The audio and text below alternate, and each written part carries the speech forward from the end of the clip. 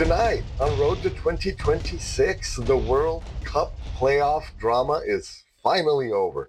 On March 26th and March 31st, we punched the final tickets to the World Cup. Now the 48-team field is complete.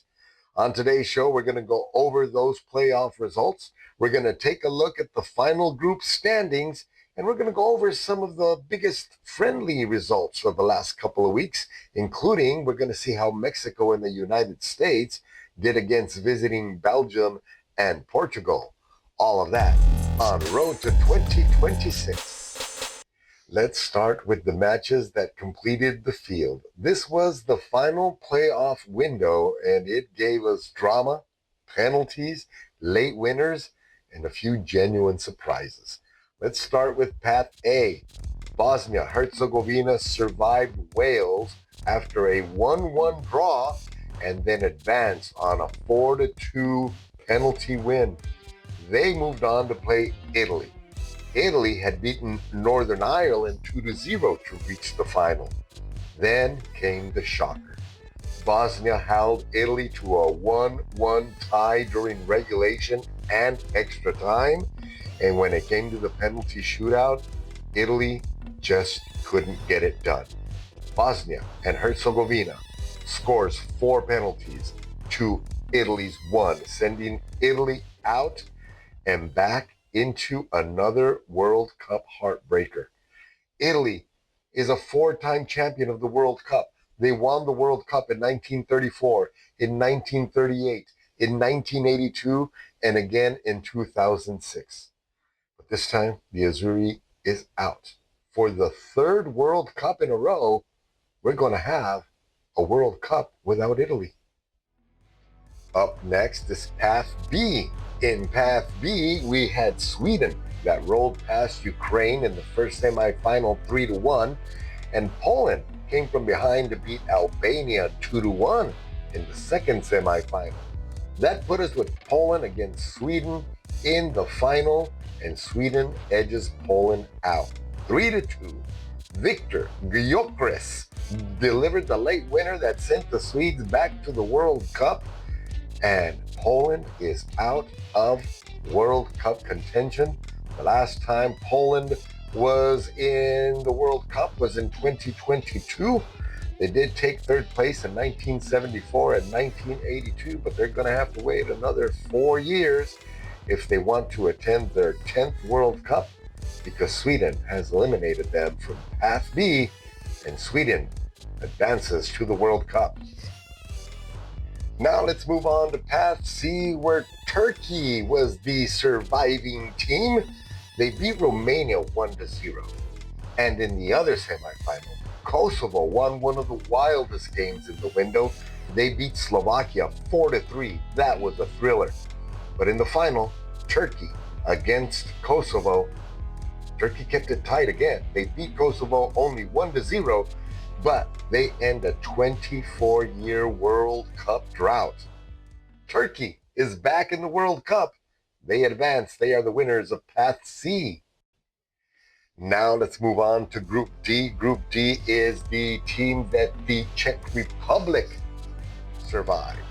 Denmark had crushed North Macedonia 4-0, and the Czech Republic came back from 2 goals down and tied Ireland 2-2. They advanced on penalties, a heartbreaker for Ireland. The final was another thriller. Czech Republic and Denmark, they went 2-2, tied after extra time, and then the penalty shootout came. The Czechs took it over 3-1. They booked their place in the World Cup. Denmark is eliminated. The Czech Republic lives on. So those were the 4 paths that were to be decided from the European Confederation, and those 4 teams are in. But there were 2 more spots, and those were inter-confederation playoffs. Now, 2 teams had already been chosen to be finalists based on their FIFA rankings. That was Iraq and the Democratic Republic of Congo. So in order to play those teams, Jamaica had to beat New Caledonia 1-0, and Bolivia beat Jamaica 1-0 in extra time, While Iraq defeated Bolivia 2-1 in a heartbreaker for the Bolivians, those two wins locked in the final spots in the 48-team field. So, with the playoff chaos finally settled, the bracket is no longer hypothetical. The groups are real, complete, and now we can start talking seriously about who has favorable draws and who is walking into trouble.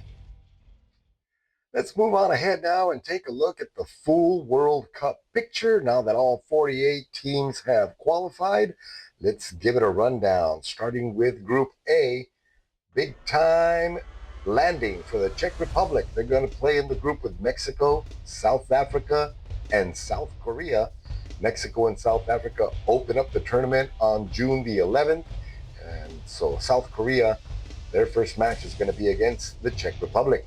Group B, Bosnia and Herzegovina has qualified. They're going to play alongside Canada, Qatar, and Switzerland. In Group C, these teams had already been decided. This group had just been waiting for the playoffs to finish, but they were all done. Brazil, Morocco, Haiti, Scotland. That's Group C. Group D, super important for USA viewers. United States, Paraguay, Australia, and the newly qualified Turkey is going to play in Group D along those teams. And Group E, Germany, Curacao, Ivory Coast, and Ecuador. That group had already been decided. And then Group F, where we have Sweden, who just qualified, Japan, Netherlands, and Tunisia. Moving on to Group G, Belgium, Egypt, Iran, and New Zealand. Group H, Spain, Cape Verde, Saudi Arabia, Uruguay. And as I look at these groups, I think Group I looks very dangerous. France, Senegal, Iraq, and Norway. Look out for Group I. In Group J, world champ Argentina, the defending World Cup champions, playing in the same group as Algeria, Austria, and Jordan. Group K is another tough group. Portugal, Uzbekistan, Colombia, and the Democratic Republic of Congo that just qualified. Look out for Group K. And Group L, England, Croatia, Ghana, and Panama. That's it. Those are the 12 groups. Those are the 4 teams in each group. The field is complete. We just have to wait for the World Cup to begin. Yes, there's going to be some very interesting and very important friendlies coming up between now and then. And of course, we're going to have you all those results right here on the road to 2026. Now let's shift from qualification to form, because the latest friendlies have given us some pretty good insights into how Mexico and the United States is preparing for this World Cup. On March the 28th, Portugal visited the Mexican side in the reopening match at Azteca Stadium in Mexico City. They tied 0-0. And then they followed up with a 1-1 draw against Belgium on March the 31st in Chicago. This isn't spectacular, but it is stable. Against 2 very strong European opponents, Mexico stayed organized and left this window looking solid. Remember, Mexico wasn't sure that they could compete with teams outside of CONCACAF. With a couple of draws against strong European teams, Mexico remains stable. Meanwhile, the United States, a little bit rougher.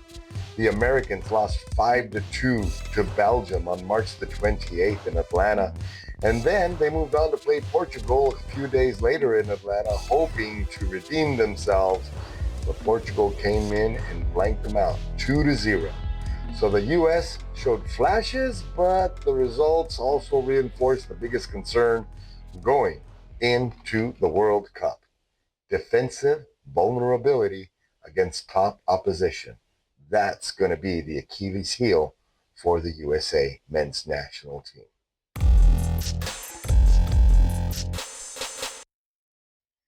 That's going to do it for this week's Road to 2026. Thanks a lot for watching. Please subscribe, like, and follow. Share it with your friends.